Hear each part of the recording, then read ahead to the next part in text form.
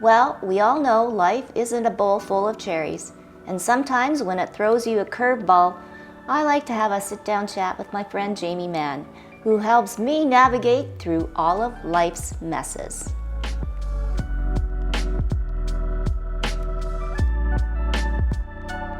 I had to laugh at my dad the other day. He's in a assisted living. Right. Yes. And, he had a buddy come and join him for lunch the other day, and I popped by, and it was kind of cool, to see him. This is my friend, and they're having lunch, and cute. Because my dad, he's, he likes his peace and quiet. Sure. And he's not overtly into making friends and stuff like that, but every once in a while, right? Yeah. You have to be lonely. I don't say that to Dad, are you lonely? But I know that he does appreciate, that human connection. And since, pandemic and COVID and everything. Oh, yeah. Being isolated. Yeah. Has been part of life. Yeah. I think the pandemic did not help as far as human connection goes. I mean, even the rates of loneliness, any of the mental health commissions or any of the organizations that are doing research, or I think the World Health Organization actually said that, loneliness is an epidemic. They've talked about this. And so sometimes it's okay, how can we make connecting with people feel good, meaningful, and to give us the the boost that it's supposed to give us, right? Yeah. Because everyone's different. So if I go to a bunch of social events, I can feel depleted very quickly, whereas other people are energized by that, right? So does that mean either you're an introvert, extrovert? Yeah, that kind of idea. And so sometimes people are an extroverted introvert. I think that's what people usually say about me when I say I'm an introvert. Yeah. But no, it's do you take energy from that socializing, or with lots of socializing do you feel depleted, and how do you make that work for you? And I think one of the things that networking as adults, right, and everyone they do that, they go, oh, I know, right? I know, yeah. So how do you take that ickiness out of it, because how do you connect with people otherwise? We don't hang out at a sandbox and just make friends like we used to. Right. So you have to figure out, how do you make it meaningful and so it feels good. Yeah. And I think that one of the things is thinking about it differently. Because sometimes, especially when I work with, a lot of women feel this way, that I work with, it just feels gross. It feels manipulative. Okay, I'm not going to talk to you, but I'm going to talk to you because I need something from you. Yes. And it feels gross. Yeah. And so I like to think about it, or flip it to think about, I'm not here to get something from you or whoever. Yeah. I'm coming into this room and I'm thinking, what can I do that would help you or you?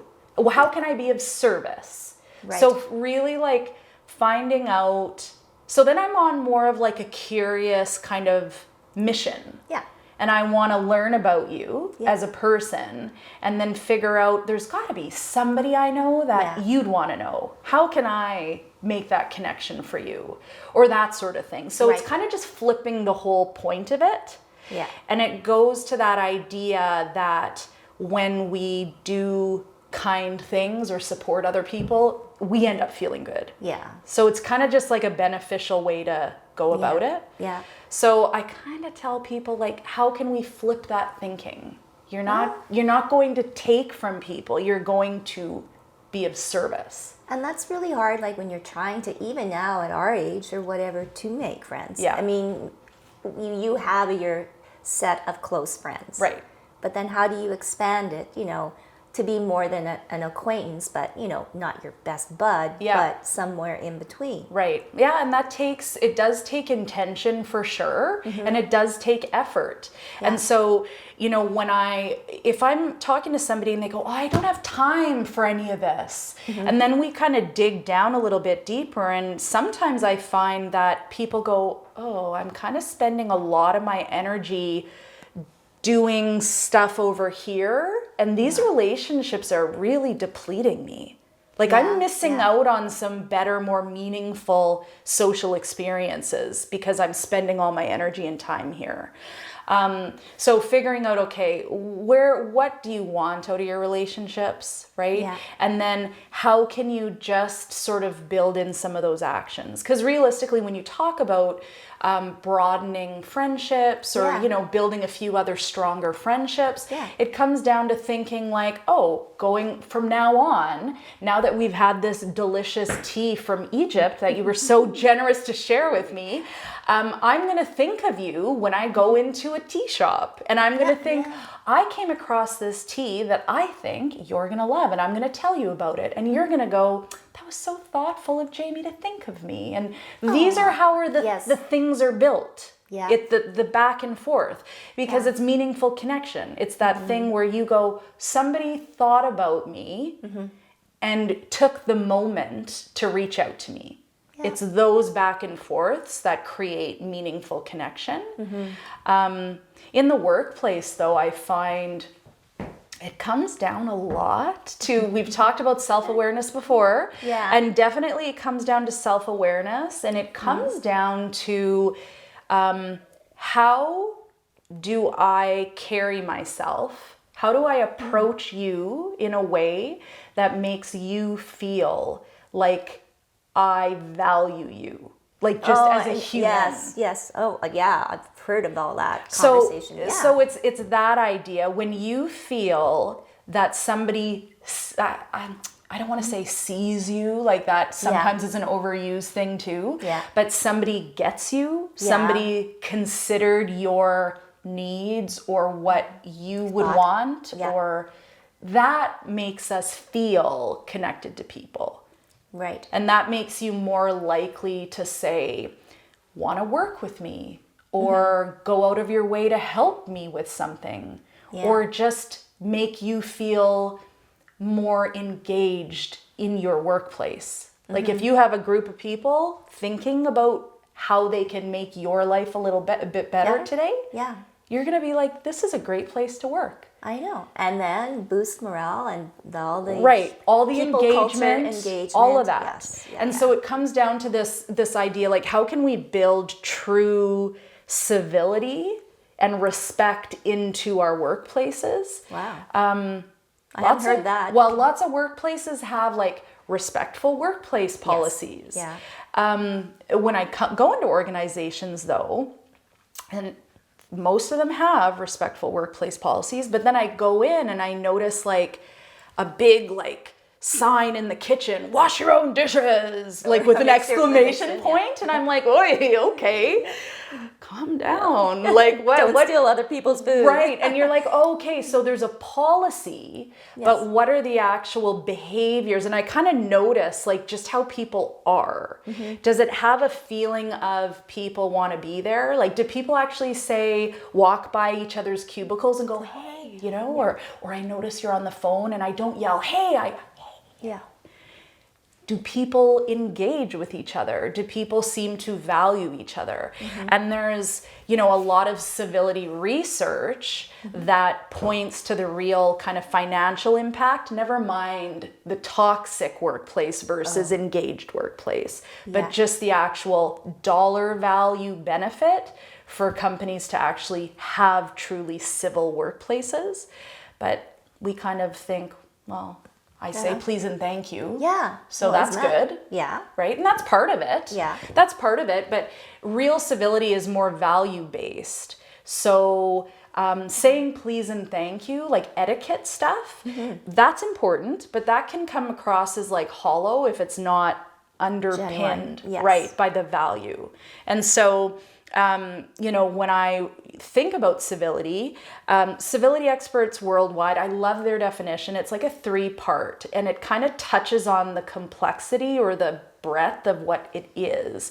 And so first of all, real civility is a conscious awareness of my impact, of my words, intentions, thoughts on others. So it's like a continuous awareness. Like I'm always thinking about what is my impact on Tracy when I do this thing or say that or don't do that thing, right? And I'm kind of thinking about that.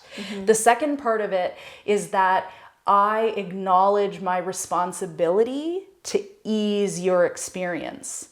And we don't think about that very often. Like we don't go in and go, how can I make Tracy's day a little bit better today? And that's going to be things like kindness, respect, restraint. Like maybe I'm upset with you about something. I'm going to restrain myself though, because I'm going to give you the benefit of the doubt here, right? And I'm going to restrain my judgments. So it's all of that stuff.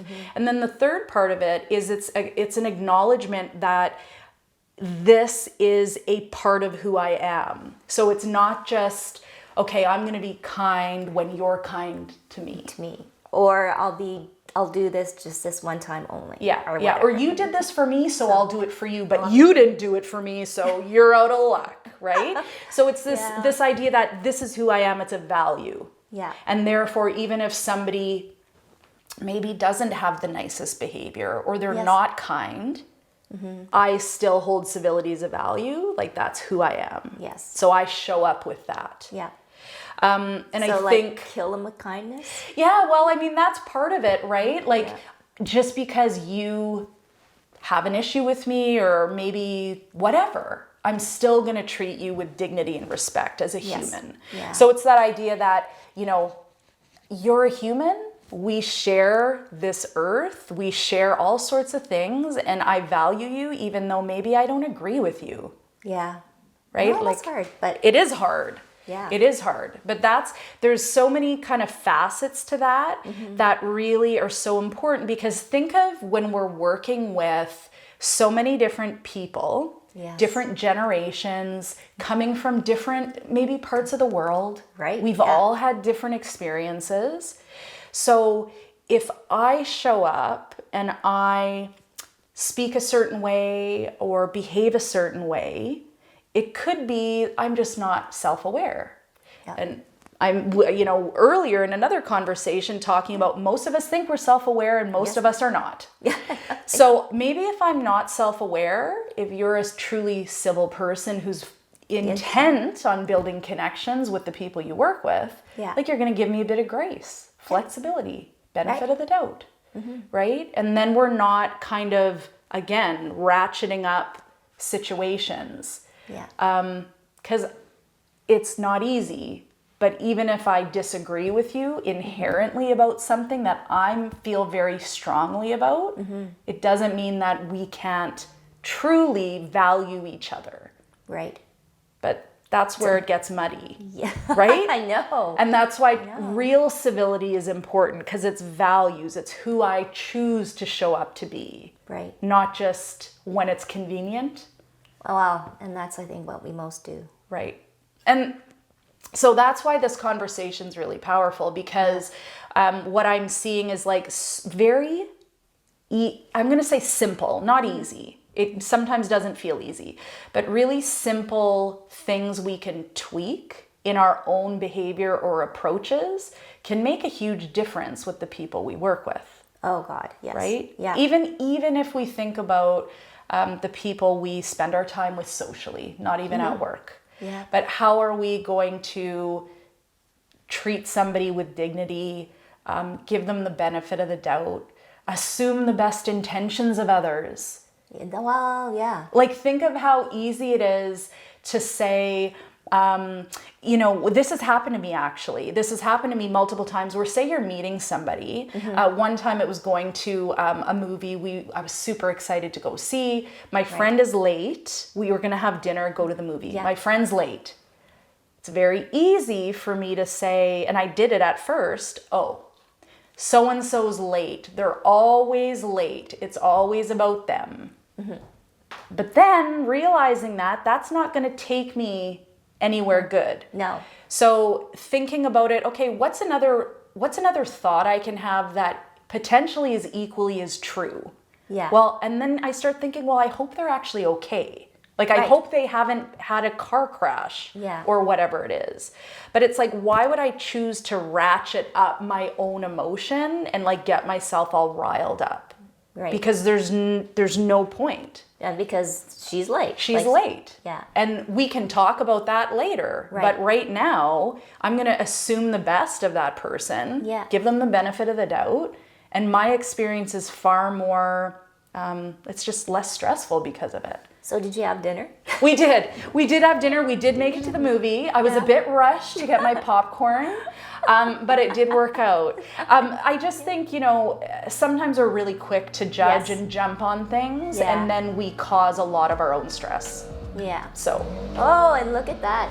Our snow removal guy. Snow removal. Yay. Jamie, go move your car. Go move my car. Oh my gosh.